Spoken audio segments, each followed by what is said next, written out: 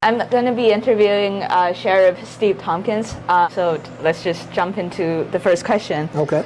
So can you tell us a bit about yourself and what your job responsibility as a sheriff? Well, my name is Steve Tompkins. I come from New York City. I came to Boston to go to Boston College to study communications. Over the course of my time after I graduated from school, I was actually a television producer and director.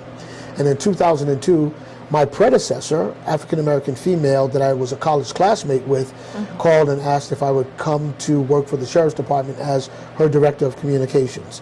That was in 2002. In 2005, I was promoted to the Chief of External Affairs, meaning everything outside the department fell into my portfolio, but I still had the communications inside. And then in 2013, she left to go to work for Governor Deval Patrick. And Governor Patrick appointed me to be the sheriff in 2013. Now, what does a sheriff do? Because a lot of people think that the sheriff is the police. In this state, the sheriff's not the police. We are the jailers. So after someone goes through the court system, if they're found guilty, they either go to a county jail or a state jail.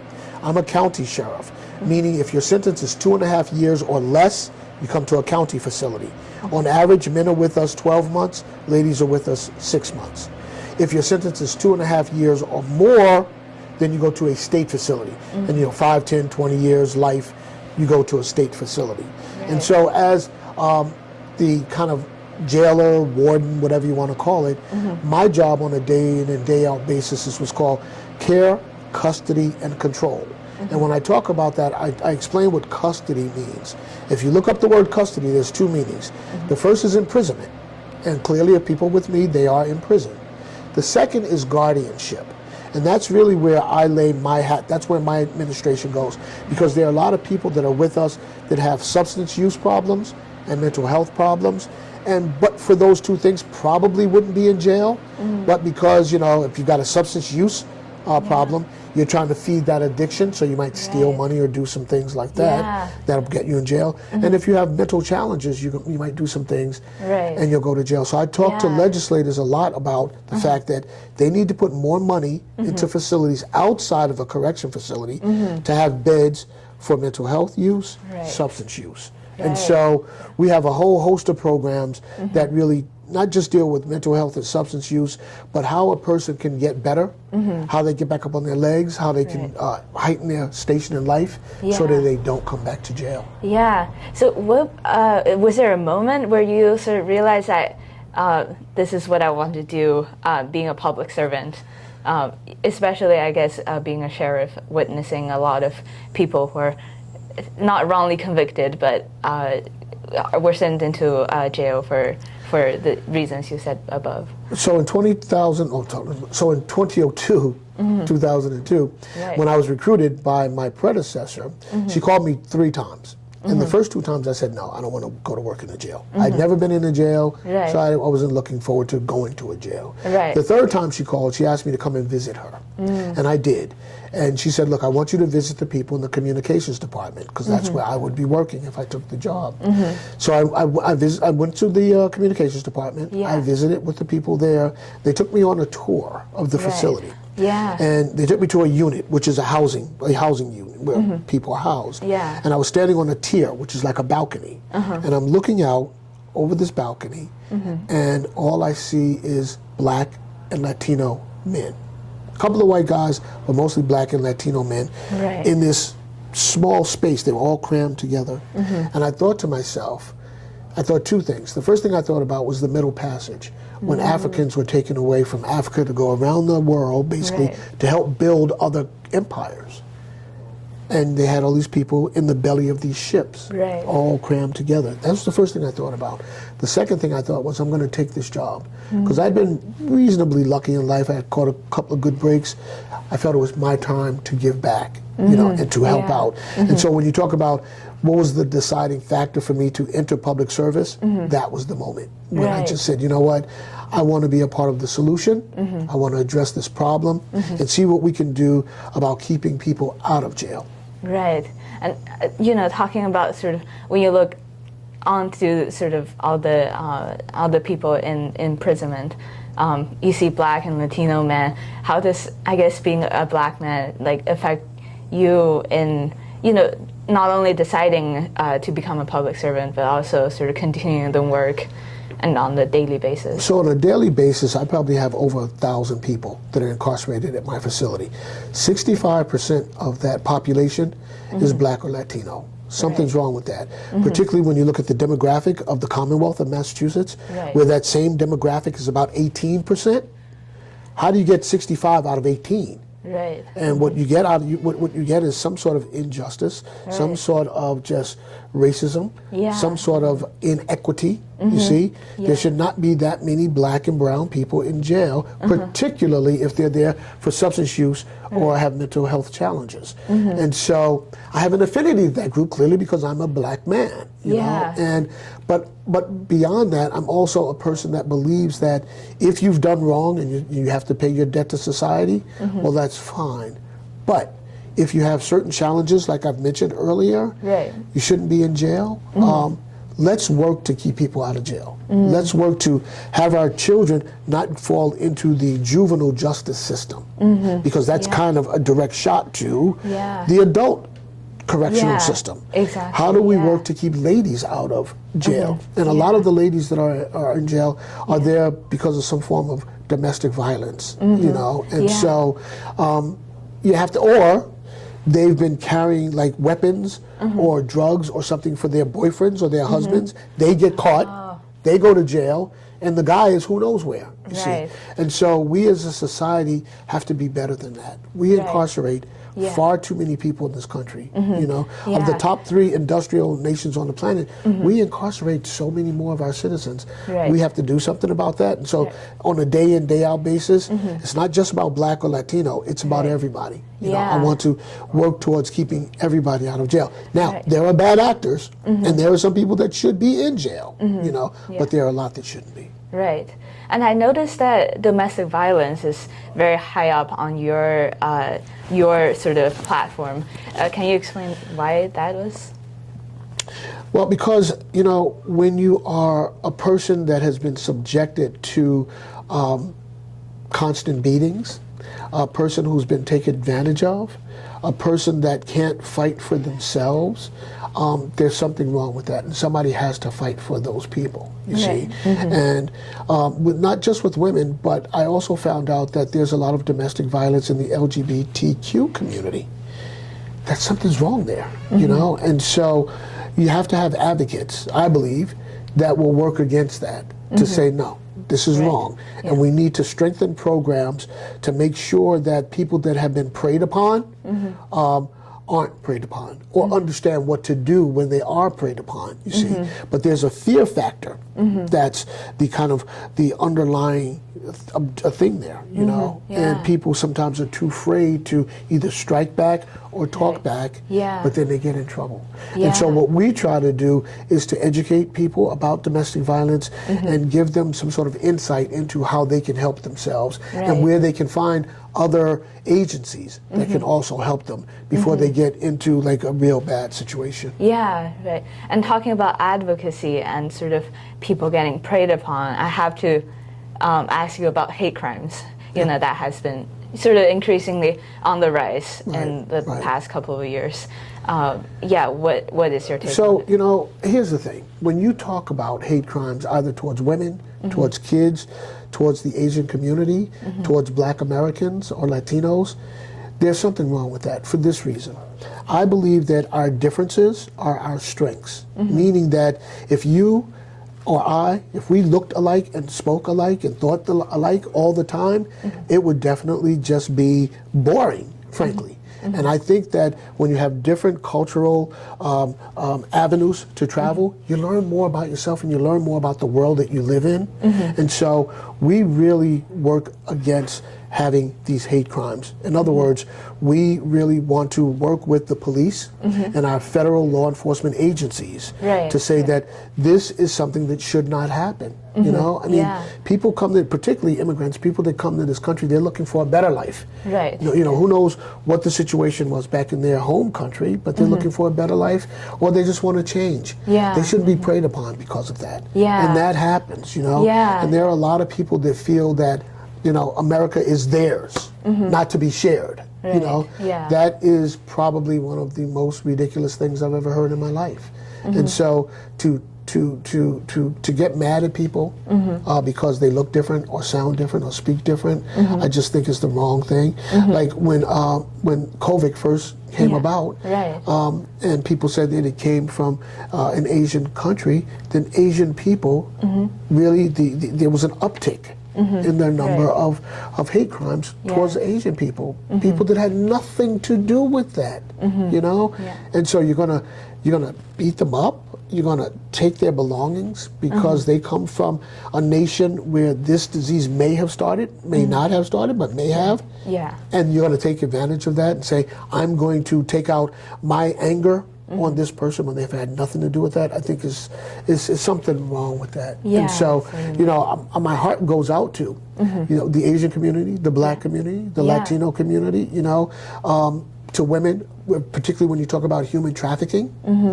And so we on this side of the line, meaning this side of the line that wants to see something done to address those issues, I think those of us that can, I think it's incumbent upon us to work towards eliminating hate crimes. Yeah, and I just want to sort of dive deeper into the, you know, your sort of constituents. You know, your county has includes Chinatown, Boston, which is one of the most diverse and with highest sort of Asian American rates density in probably the entire state. So, what are your connections with the community, and how have you? You know, it's during my time as a public advocate, beginning back in 2002, I've spent a lot of time in Chinatown. I've also spent a fair amount of time in Quincy, that also has a large Asian population, and it's been so cool to once again see. I'm that guy that's hungry to learn about other cultures and learn about other people, you know.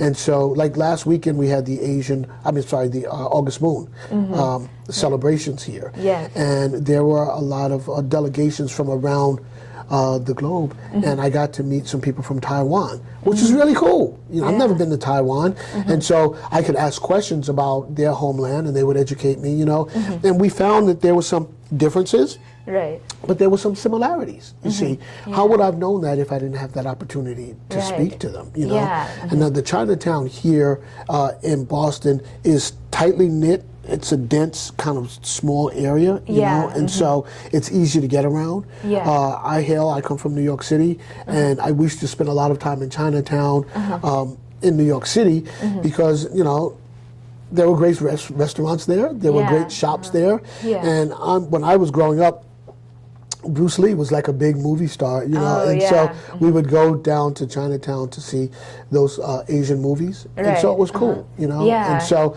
I've been received well by the Asian community here, and every year we have the Chinese New Year, right, and it's fascinating because there are a lot of different families that have their own celebration. There's like 35 of them, you know, and I've gone to a lot of those celebrations, and it's, you know, I think it's called the Lion Dance, you know, with the kids and with the costumes and all of that sort of stuff, and learning about the traditions, the food. You know, I've had food there that I would not ordinarily have had, you know, and then just having conversations, you know, and the thing here is, you know, we're all familiar with karaoke, okay? I don't speak like Mandarin or anything, but trying to do karaoke in Mandarin, I gotta tell you, it was so much fun. And there's a good friend of mine, Hungoon, who would lead all of these like English speaking people, you know, in how to do karaoke in another language, and he would give us like the key words to say, and it was just a lot of fun. And so but like I say, I'm that guy, you know, who wants to know more about different cultures. Right. Yeah. And you know, and I think that's one sort of really unique points about you, and also sort of from what I'm hearing from you is that you really, you know, despite being a sheriff, you really want to put a lot more emphasis on the preventative methods of the sort of the prison legal system. So I'm wondering sort of how, you know, what inspired you to have that approach? So look at it this way. It costs $55,000 to $65,000 a year to incarcerate one person in the Commonwealth, okay? I have over 1,000 individuals. That's a lot of money. Conversely, depending upon where you go to school, it could cost anywhere between 15 and 20,000. So I believe that if we're preventative, if we're putting the money in front of the curve, we don't have to spend as much money behind the curve, you see. And so that's why we take a very proactive, preventative stand, because we want to say, particularly with our youngsters, we want to say, listen, you don't want to lead your life in the criminal justice system where somebody else has jurisdiction over everything that you do. You know, you go to jail, you lose your liberties. Right. You know, I tell you when you can go to bed, when you can get up, when you can have recreation, when you get to eat, when you get phone calls. Do you really want to live like that? You know, and I think not. But if you fall into the criminal justice system and you go to jail, that's what's going to happen. So much so that I created a program 5 years ago called the PEACE program that is populated by the 18 to 24-year-olds, mostly males right now. The reason for that is the brain doesn't fully mature until you're 25 or 26. So something that you do at 18, you might not do when you're 22 or 23. And so what we say to these younger guys is, look, we're going to offer you a different curriculum track. We're going to work with you to get into the 2-year or 4-year colleges or get into the unions, you know, the trades, where you can make a good salary, you know? And so what we try to do is interrupt or break the cycle of criminality. Right. And so that's why we think it makes more sense to deal with this in front of the curve. I also have another program called the Choice Program, where I send officers into the middle schools and the high schools to talk to kids about who their friends are, about keeping safe, about using drugs and that sort of thing. And I want them to have an interaction with an officer, an adult rather, in a uniform when they're not in trouble. Oftentimes, kids are having these interactions with adults in uniforms when they are in trouble. And so, and then they get very tense and things can get really bad, you know, because they're on the defensive. Really. And so if you can establish a relationship, once again, in front of the curve, the next time they are around an officer or an individual, an adult in a uniform, it might not be as bad because they would have seen them in a different light in the beginning. So I think that's why it's important to get in front of the curve. Right. Well, that is very well said. And last but not least, I'm wondering if there's some kind of principle or something that you say to yourself, you know, every day or try to remind yourself of. Every day I remind myself that we are our brothers and sisters keepers. And so what I mean by that is this is a global society. It's not just an American society. It's not just a Commonwealth society. It's a global society. And therefore we have to look out for each other.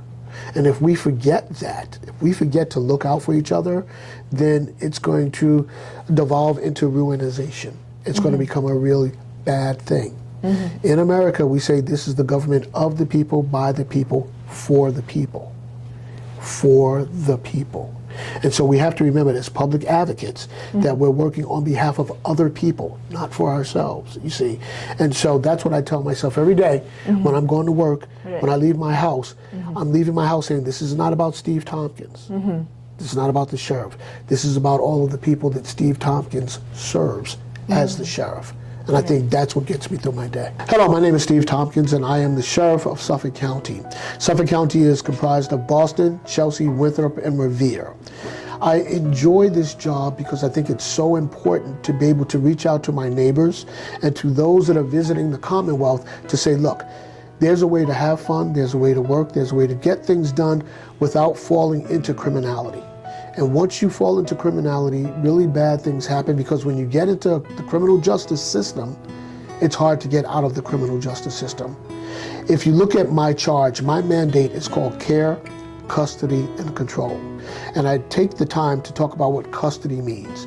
If you look that word up, there's two definitions. One is imprisonment. The second is guardianship. And I do believe that if people are under my care, if they've been remanded to my care, then I am their guardian, and I need to create programs and do things to help them strengthen themselves, because if you strengthen the individual, you strengthen the family. If you strengthen the family, you strengthen the community. And I think at the end of the day, that's what it's all about.